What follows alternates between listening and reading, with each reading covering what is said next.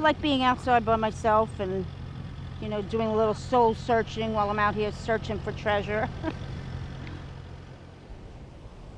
I'm not ashamed of where I was, who I was. I'm not ashamed of. I needed to go through that. That was part of my life's journey. Yeah, nobody, I really don't have a problem talking about it.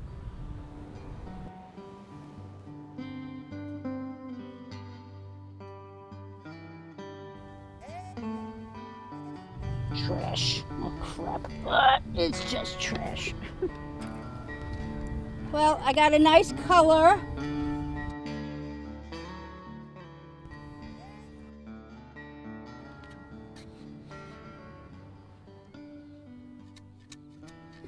There it is. 71 cents. Not bad for a day's work. We call that a pocket spill. They sat down on the beach on the sand and then it fell out of the pocket. This beach is quite clean compared to some others though, isn't it? Yeah, but I still want to walk around barefoot. You still find once in a while broken glass in there, and then also the birds do their poo in it. And there's, then they got sand lice in the sand. Ew, sand lice. Like flea size? About that big. They're pretty big. Oh, really?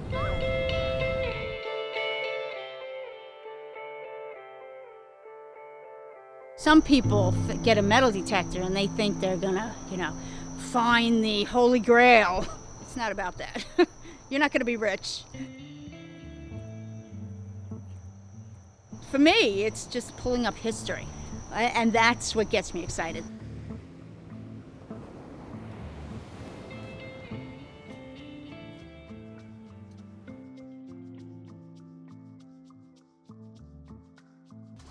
So I've dug a lot of bottle caps. Wow. This is the little ring that I found. Oh, yes, it was old diamonds.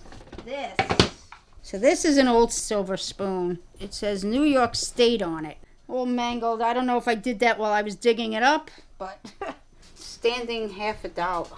Isn't that pretty? That's really cool to find. You just don't see these pretty coins anymore. It must be good exercise. It's good exercise, except my knee. Oh, right. I have arthritis in my knee. Oh. You don't want to be on. No, it doesn't matter. I'm right here. And never mind the bullocks. You're not from England? I am. Oh, all right. What does bullocks actually mean? It's bulls. Yeah. I thought it was something like that. Yeah. I was always a treasure hunter, even as a little girl. I was always very lucky finding change, or I would go, anytime we went anywhere, I would find where all the coin machines were. I would, bend down and look underneath and climb under there and scoop up all the coins. And I always liked metal detecting as I got older. And then I became involved in something else. I don't know if you want to know all about that. Yeah, let's go to the garden. My life kind of took a turn to the worst because I was a heavy drinker. So I got into that kind of trouble and drug abuse and all of that.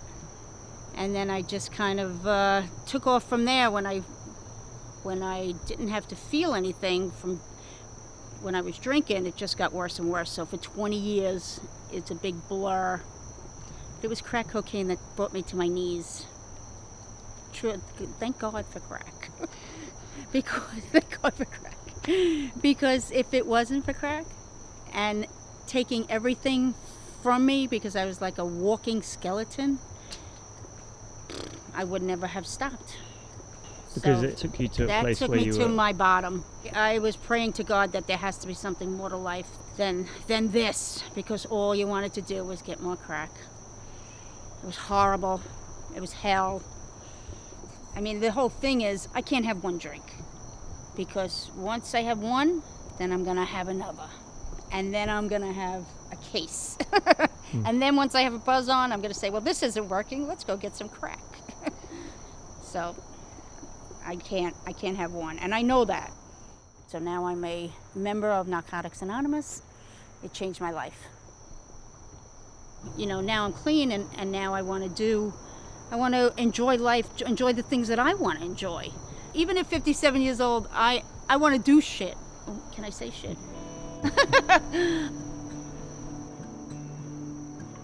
I'm exercising, I'm finding things in the ground that nobody would ever find.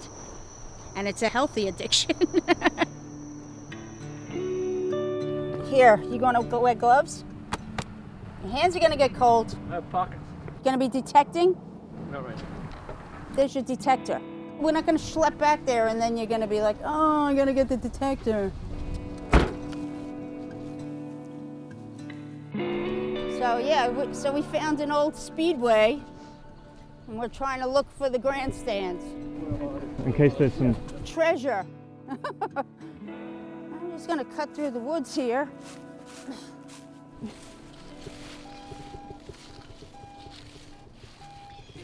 You found something already? First thing I find is bing, bing, bing, bing, bing. Well, there it is. It looks like a petrified piece of shit, which I know it can't be. It wouldn't be coming up metal. Is it a whippet? Oh, what's a whippet? Like the kids are probably out here doing whippets. You know, they get these little canisters and they inhale them. Oh, like laughing gas type stuff. Like, I don't know, what are they in England? Always fill it in. You know, if you keep, like I have a friend who keeps going out and just keeps finding junk. He's getting a little discouraged. But, you know, we know that it's out there. I mean, we really do. I mean, you really never know what's buried in the ground. You just don't know. Oh yeah, it's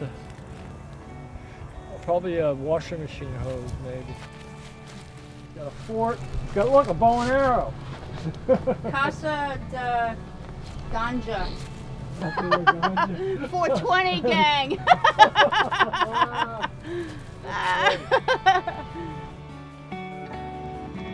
How did you meet Pam?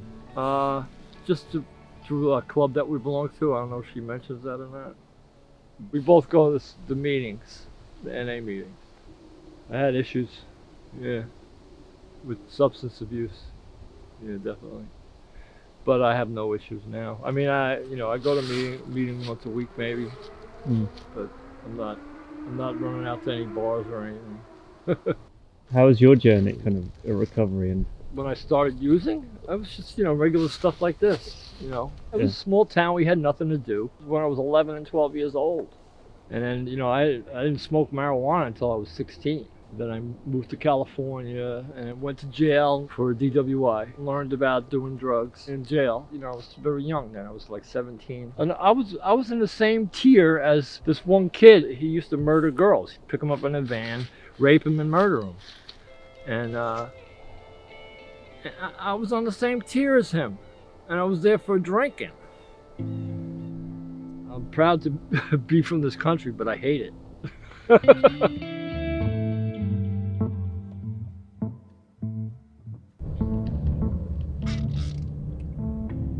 it.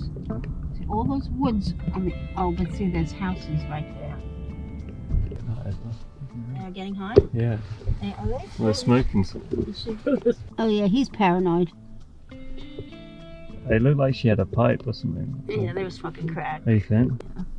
You're pot, you can just smoke out in the open. Right.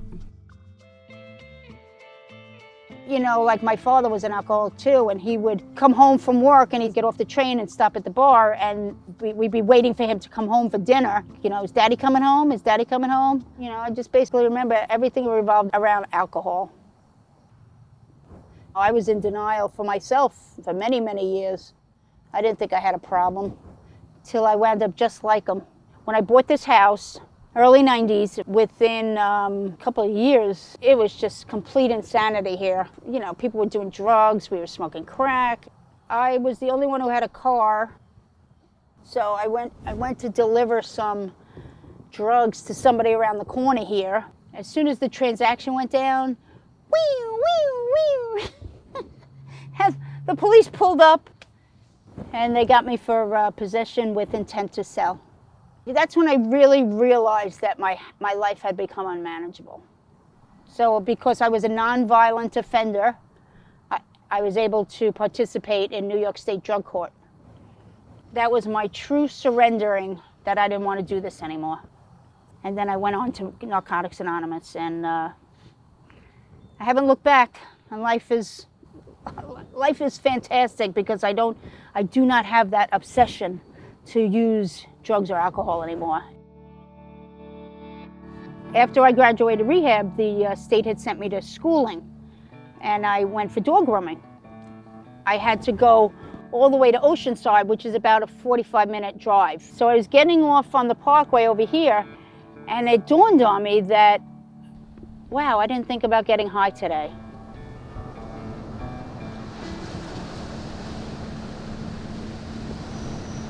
Because of my former addiction, you know, they tell us, like around the 11th step, they tell you to learn how to meditate, you know, and I don't sit still for 1 hot minute. So, you know, when they tell me I have to meditate, metal detecting is perfect for that because I'm out at the beach, the waves, the sand, the nature, the birds. And then when you put your little earphones on, you know, for a very long time, you're not hearing beep, beep, beep. You know, and your mind's not racing a million miles a minute. You know, you're kind of like bringing it in and meditating. You know, this is a good way of clearing the mind and, you know, thinking about what's important. I'm still working on myself, but, you know, I don't drink and drug anymore. I never, ever want to go back to that life.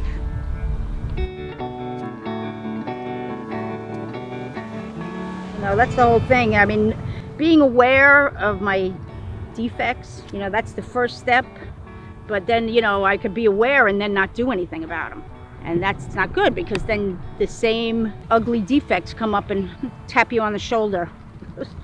So if I work on them and understand the exact nature of why I feel the way I feel, and try to change my thinking, then life will be easy. I mean, I'm a pretty easygoing person. As long as I have the willingness to learn about myself and change things, then, you know, I won't be finding myself in situations that make me crazy. It's really helped you. It really does. It really does.